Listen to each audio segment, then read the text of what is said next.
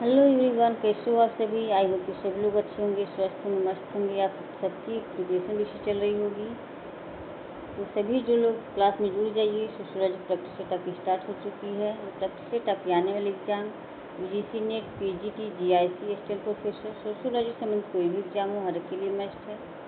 आप सभी की इतनी सारी वैकेंसी आ चुकी हैं, जैसा कि आप लोग को पता ही है। तो आप लोग अपना प्रैक्टिस सेट में अवश्य लगाएँ।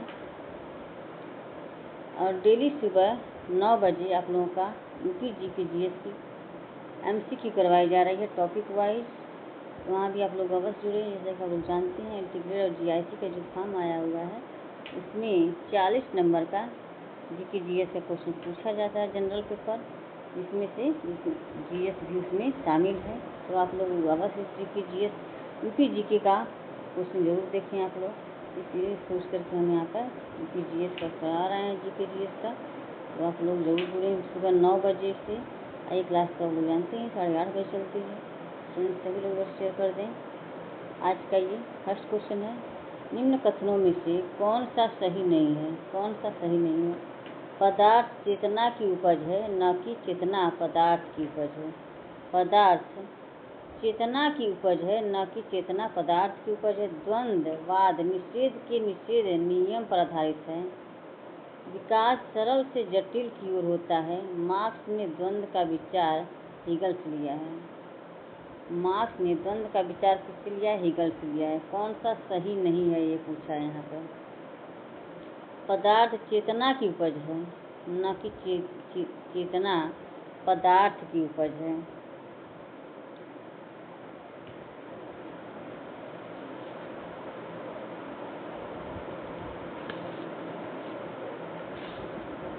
यहाँ पर आपके कार्ल मार्क्स ने नहीं पूछा। यहाँ पर मार्क्स ने द्वंद्व का विचार किससे लिया है? ये कार्ल मार्क्स से लिया है। कार्ल मार्क्स लिए हैं। विकास सरल से जटिल की ओर होता है, ये भी सही है। द्वंद्ववाद निषेध के निषेध नियम पर आधारित है। जैसे पदार्थ चेतना की उपज है, न कि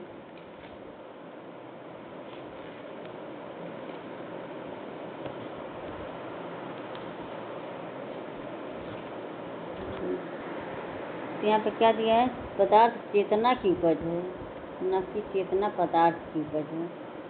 तो ये मार्क्स जो है पदार्थ को में द्वंद्व मानते हैं। हीगल जो है विचार में द्वंद्व मानते हैं। इसमें पदार्थ चेतना की उपज है, न कि चेतना पदार्थ की उपज है। तो ये गलत है। तो ऑप्शन यहाँ पर ये हो जाएंगे, राइट आंसर ऑप्शन ए हो जाएंगे। ठीक है। इसमें सेंट साइमन से कार्ल मार्क्स ने सेंट साइमन के लिए समाजवाद को ग्रहण किया था। समाजवाद को ग्रहण इन्होंने किससे किया था? सेंट साइमन से। और भौतिकवाद को ग्रहण किया था हॉर्वाक्स से। हॉर्वाक्स से भौतिकवाद को ग्रहण किया था कार्ल मार्क्स ने। नेक्स्ट है,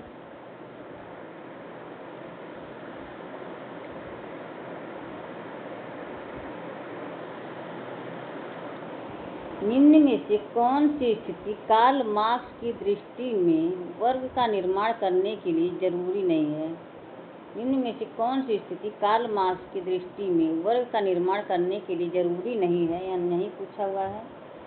विज्ञान एवं तकनीकी, जन समूह का भौतिक केंद्रीकरण, उनके बीच में सहज संप्रेषण, वर्ग चेतना में वृद्धि।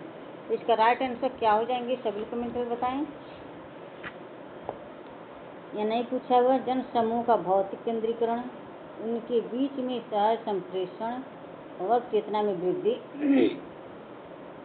कार्ल मार्क्स की दृष्टि में वर्ग का निर्माण करने के लिए जरूरी नहीं है। तो ये विज्ञान तकनीक है। कार्ल मार्क्स की दृष्टि में वर्ग का निर्माण करने के लिए जरूरी नहीं है, तो यहाँ विज्ञान एवं तकनीक नहीं है। वर्ग चेतना में वृद्धि, इनके बीच में सहज संप्रेषण, जन समूह का भौतिक केंद्रीकरण हो जाएगा। तो ऑप्शन यहाँ पे ए हो जाएंगे, ऑप्शन ए। नेक्स्ट क्वेश्चन है,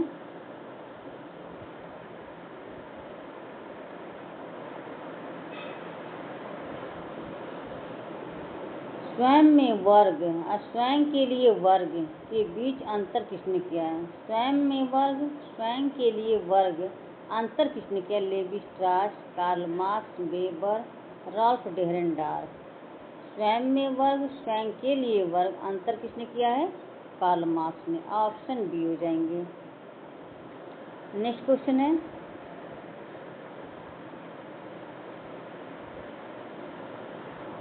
पूंजीवाद की भावना इस पर आधारित है। पूंजीवाद की भावना इस पर आधारित है। तर्कसंगत आर्थिक व कार्य के नए तरीकों को अपनाने से अनिच्छुकता, कर्मचारियों से निजी संबंध, कम काम और अधिक वेतन। पूंजीवाद की भावना इस पर आधारित है। क्या हो जाएंगे इसके राइट आंसर? सभी लोग कमेंट करके बताएं। ऑप्शन ए हो जाएंगे, तर्क असंगत आर्थिक कार्य। Option A.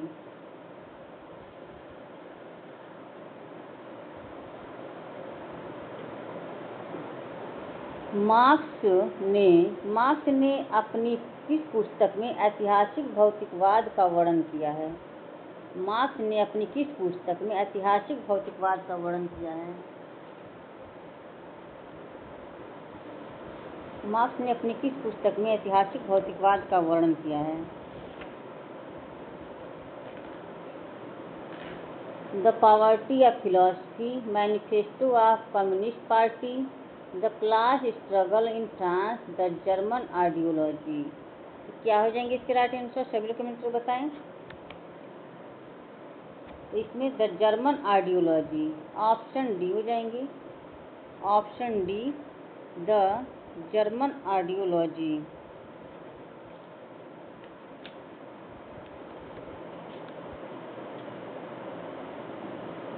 जर्मन आइडियोलॉजी ये आपकी एंजिल्स के साथ मिलकर के लिखे थे। द जर्मन आइडियोलॉजी को कब लिखी गई थी? 1847 में। 1847 में पुस्तक लिखी गई थी और ये एंजिल्स के साथ, उनके दोस्त जो है एंजिल, फ्रेडरिक एंजिल्स थे, उनके साथ उन्होंने उसको लिखे थे। The class struggle in France, the class struggle in France, ये भी उन्हीं की पुस्तक है।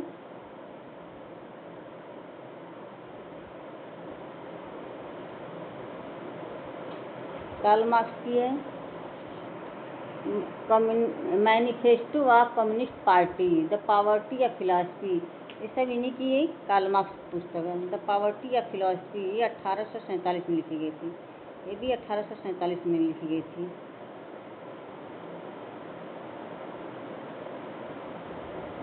The manifesto of communist party,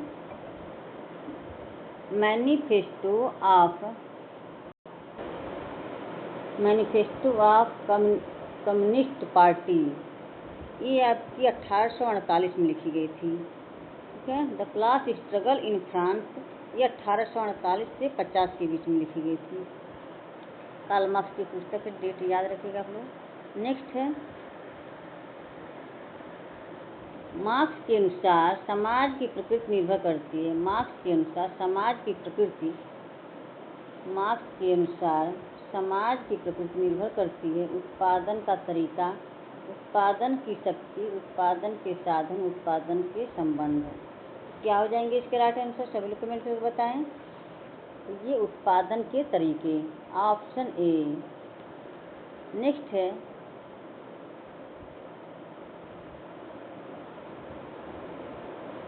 निम्न में से कौन उत्तर आधुनिकतावादी विचारक नहीं है? निम्न में से कौन उत्तर आधुनिकतावादी विचारक नहीं है?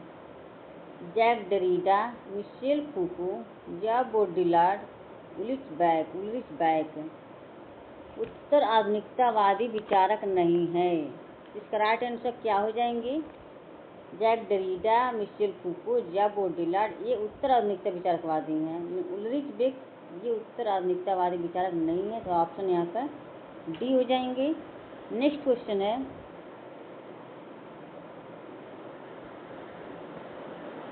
कौन सा कथन सही है? उत्पादन की शक्तियाँ और संबंध समाज की मूल संरचना अर्थात आर्थिक संरचना बनाते हैं। जिस पर कानूनी और राजनैतिक अधिसंरचनाएं विकसित होती हैं। बी है अधिसंरचनाएं अर्थात राजनैतिक, कानूनी, धार्मिक, दार्शनिक तथा अन्य संस्थाएं आर्थिक आधार पर निर्भर करती हैं, लेकिन वे एक दूसरे के प्रति और आर्थिक आधार के प्रति भी प्रतिक्रिया करती हैं। तो इसमें कौन सा कथन सही है ये पूछा यहाँ पर। इसमें दोनों सही हो जाएंगे, ए और बी दोनों सही हो जाएंगे, ऑप्शन सी हो जाएंगे।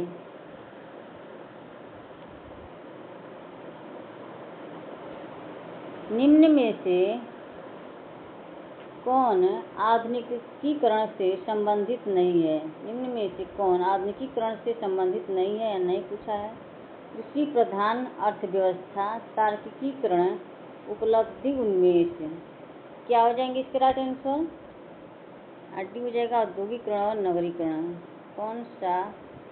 कौन आधुनिकीकरण से संबंधित नहीं है, यहाँ नहीं पूछा हुआ है। तो यहाँ पर औद्योगिकरण और नगरीकरण जुड़ा हुआ, उपलब्धि उन्मेष, तार्किकीकरण सभी है। कृषि प्रधान अर्थव्यवस्था ये आधुनिकीकरण से संबंधित नहीं है, तो ऑप्शन यहाँ पर ए हो जाएंगे। नेक्स्ट क्वेश्चन है एम.एन. श्रीनिवास द्वारा वर्णित संस्कृतिकरण की विशेषताएं निम्नवत हैं।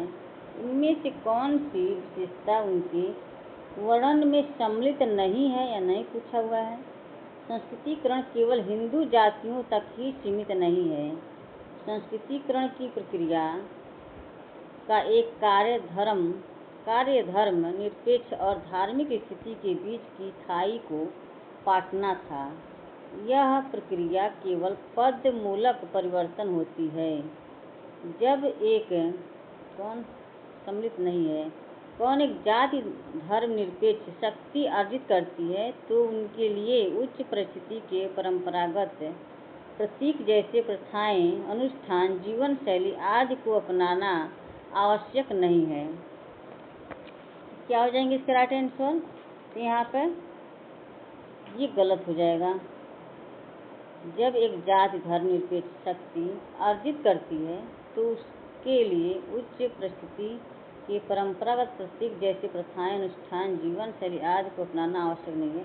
ये गलत है, ऐसा नहीं है। जीवन शैली और अनुष्ठान प्रथाएं को अपनाना भी जरूरी है। कार्ल मार्क्स क्या एम.एन. श्रीनिवास के अनुसार संस्कृतिकरण में यहाँ पर दिया है कि नहीं है, तो ऑप्शन यहाँ पर डी हो जाएंगे, ऑप्शन डी। नेक्स्ट है वैश्वीकरण द्वंद्वात्मक है, जिसके सकारात्मक और नकारात्मक दोनों प्रकार के परिणाम होते हैं। निम्न में से कौन सा इस द्विआधारी वैधता के अनुसार नहीं है। सार्वभौमिकरण बनाम विशिष्टीकरण, सजातीकरण बनाम विभेदीकरण, केंद्रीकरण बनाम सानिध्यता, एकीकरण बनाम विखंडन। तो क्या हो जाएंगे इसके राइट आंसर। ऑप्शन सी हो जाएंगे, केंद्रीकरण बनाम सानिध्यता। ऑप्शन यहाँ पर सी हो जाएंगे। नेक्स्ट क्वेश्चन है उत्तर औद्योगिक समाज वस्तुतः एक उपभोक्ता समाज है, यह किसने कहा है। उत्तर औद्योगिक समाज वस्तुतः एक उपभोक्ता समाज है, किसने कहा है। Daniel Bell, Baudrillard, Lyotard, Castells. उत्तर औद्योगिक समाज वस्तुतः एक उपभोक्ता समाज है, यह किसने कहा है। इसका राइट आंसर क्या हो जाएंगे। ऑप्शन ए हो जाएंगे, Daniel Bell, option A. Next question है आधुनिक युग का स्थान उत्तर आधुनिक काल द्वारा लिया जा रहा है, किसने कहा है। आधुनिक युग का स्थान उत्तर आधुनिक काल द्वारा लिया जा रहा है, किसने कहा है। C.W. Mills, D Kellner, J.F. Lyotard, M. Foucault. इसका राइट आंसर क्या हो जाएंगे। ऑप्शन सी हो जाएंगे, J.F. Leotard, option C. Friends एक बार सभी लोग शेयर कर दें क्लास को। क्लास से पहली बार जुड़े हैं तो चैनल को सब्सक्राइब कर लें। सभी लोग बस शेयर कर दें क्लास को, जितने लोग वाचिंग कर रहे हैं।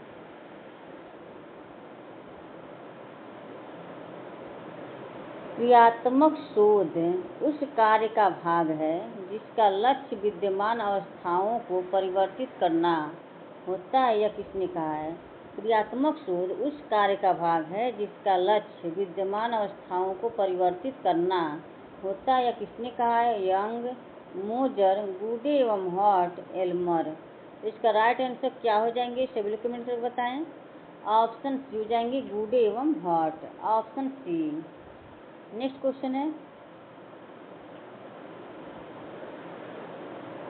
संस्कृतिकरण को वैचारिकीकरण करने वाली प्रक्रिया के रूप में किसके द्वारा परिभाषित किया गया है? संस्कृतिकरण को वैचारिकीकरण करने वाली प्रक्रिया के रूप में किसके द्वारा परिभाषित किया गया है? एम.एन. श्रीनिवास, आंद्रे बेतई, हेराल्ड ए गोल्ड, योगेंद्र सिंह। तो इसका राइट आंसर क्या हो जाएंगे? सभी लोग कमेंट कर बताएं। ऑप्शन डी हो जाएंगे, Yogendra Singh, option D. Next question है, यह कौन कहता है कि हमें खुद को खतरे के समाज से दूर रहना है? यह कौन कहता है कि हमें खुद को खतरे के समाज से दूर रहना है? George Ritzer, Ulrich Beck, David Harvey, Fredric Jameson. तो इसका राइट आंसर क्या हो जाएंगे? सभी लोग कमेंट कर बताएं। ऑप्शन बी हो जाएंगे, Ulrich Beck, option B. Next question है,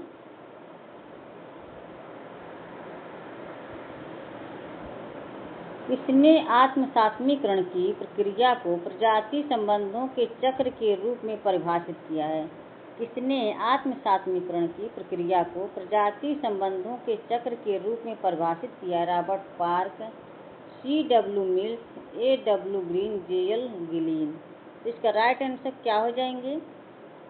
ऑप्शन ए हो जाएंगे, रॉबर्ट पार्क। रॉबर्ट पार्क ने आत्म-सात्मीकरण की प्रक्रिया को प्रजाति संबंधों के चक्र के रूप में परिभाषित किया है। तो ऑप्शन ए हो जाएंगे, रॉबर्ट पार्क।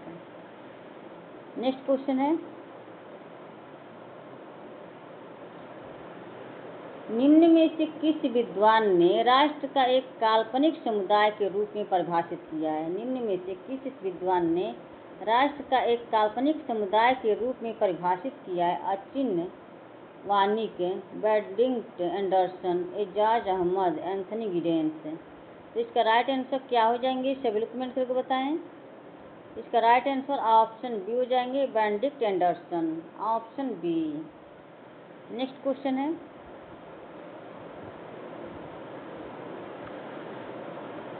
सांप्रदायिकता औपनिवेशिक ज्ञात का एक रूप है। सांप्रदायिकता औपनिवेशिक ज्ञात का एक रूप है, किसने बताया? ज्ञानेंद्र पांडे, के.एम. पाणिक्कर, महबूब उल हक, पाल बरान। इसका राइट आंसर क्या हो जाएंगे? सभी लोग कमेंट करके बताएं। ऑप्शन ए हो जाएंगे, ज्ञानेंद्र पांडे, ऑप्शन ए। सांप्रदायिकता औपनिवेशिक ज्ञात का एक रूप है, किसने बताया है? ज्ञानेंद्र पांडे, ऑप्शन ए हो जाएंगे। नेक्स्ट क्वेश्चन है,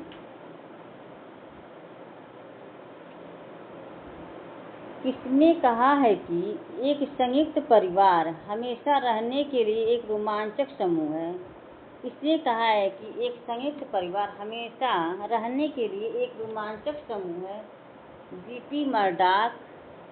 G P Murdock, Irawati Karve, M S. Gore, I P. Desai. तो इसका राइट आंसर क्या हो जाएंगे? सभी लोग कमेंट करके बताएं। तो ये इरावती कर्वे का है, ऑप्शन बी। नेक्स्ट क्वेश्चन है, किसने कहा कि एक संयुक्त परिवार हमेशा रहने के लिए करवा चुकी हैं?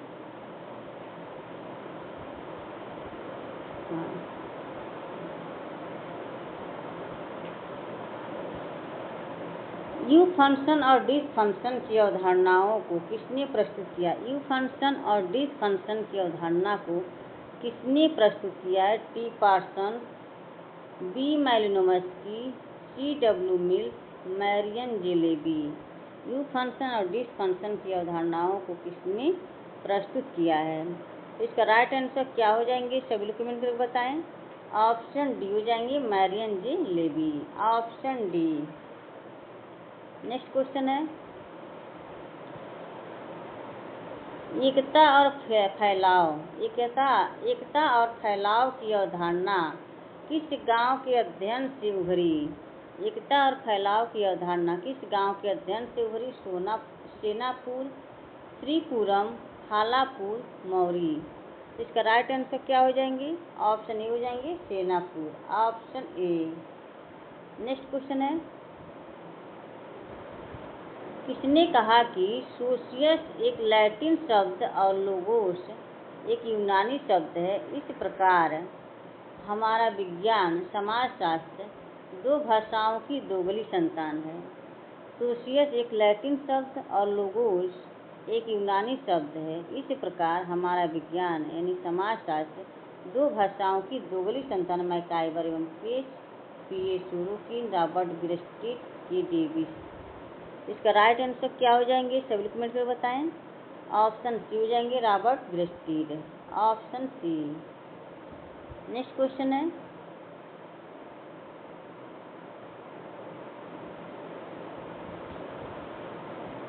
किसने कहा है कि आधुनिक समाज एक भगोड़ा समाज है? किसने कहा है कि आधुनिक समाज एक भगोड़ा समाज है? Stuart Hall, Karl Marx, George Ritzer, Anthony Giddens. इसका राइट आंसर क्या हो जाएंगे? सभी कमेंट में बताएं। इसने कहा कि आधुनिक समाज एक भगोड़ा समाज है, तो ये एंथनी गिडेंस हो जाएंगे, ऑप्शन डी हो जाएंगे। नेक्स्ट क्वेश्चन है, निम्नलिखित में से किसने समाजशास्त्रीय सिद्धांत को परिभाषित करते हुए कहा, तार्किक रूप से अंतः संबंधित ऐसे तर्क वाक्यों के समूहों को कहते हैं जिनसे अनुभविक या प्रयोग सिद्ध समानताओं को निकाला जा सकता है? निम्नलिखित में से किसने समाजशास्त्रीय सिद्धांत को परिभाषित करते हुए कहा, तार्किक रूप से अंतर संबंधित ऐसे तर्क वाक्यों के समूहों को कहते हैं जिनसे अनुभविक या प्रयोग सिद्ध समानताओं को निकाला जा सकता है? R K. Merton, W.A. Wallace, P.H. Cohen, E. Durkheim. तो इसका राइट आंसर क्या हो जाएंगे? सभी कमेंट में बताएं। तो ऑप्शन ए हो जाएंगे R K. Merton, option A. Next question है,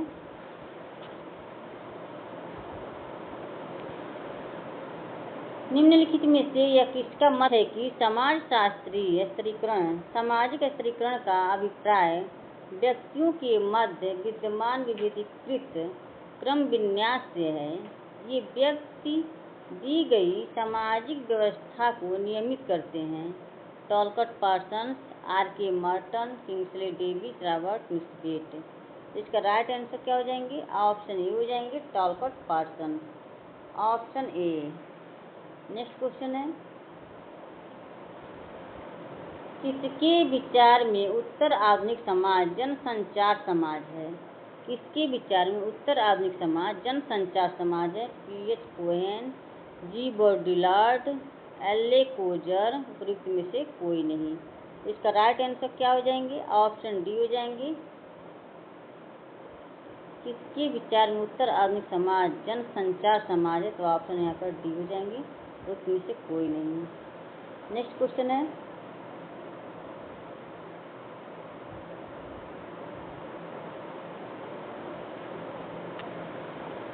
समाजशास्त्र को समाज प्रक्षेत्र का अध्ययन करने वाला कहा जा सकता है? समाजशास्त्र को समाज प्रक्षेत्र का अध्ययन करने वाला कहा जा सकता है, किसका कथन है? योगेश अटल, B.R. चौहान, R.N. सक्सेना, योगेंद्र सिंह। तो इसका राइट आंसर क्या हो जाएंगे? ऑप्शन ए हो जाएंगे योगेश अटल, ऑप्शन ए। नेक्स्ट क्वेश्चन है, फ्रेंड्स सभी लोग बस शेयर कर दें क्लास को। क्लास से पहली बार जुड़े हैं प्लीज़ चैनल को सब्सक्राइब कर लें। जितने लोग वाचिंग कर रहे हैं सभी लोग बस शेयर कर दें क्लास को। निम्नलिखित में से यह किसका मत है कि परिस्थिति समूहों का अस्तित्व वर्ग संघर्ष को समाप्त नहीं करता है? निम्नलिखित में से यह किसका मत है कि परिस्थिति समूहों का अस्तित्व वर्ग संघर्ष को समाप्त नहीं करता है? Karl Marx, Max Weber, Randall Collins, Talcott Parsons. तो इसका राइट आंसर क्या हो जाएंगे? सभी कमेंट में बताएं। ऑप्शन सी हो जाएंगे रेंडोल्फ कोलिस। ऑप्शन सी संघर्ष को समाप्त नहीं करता है, तो ये रेंडोल्फ कोलिस का है ऑप्शन सी। नेक्स्ट क्वेश्चन है, आज का ये लास्ट क्वेश्चन है। भारतीय समाज खुला नहीं होते हुए भी बंद समाज भी नहीं रहा, किसने कहा है?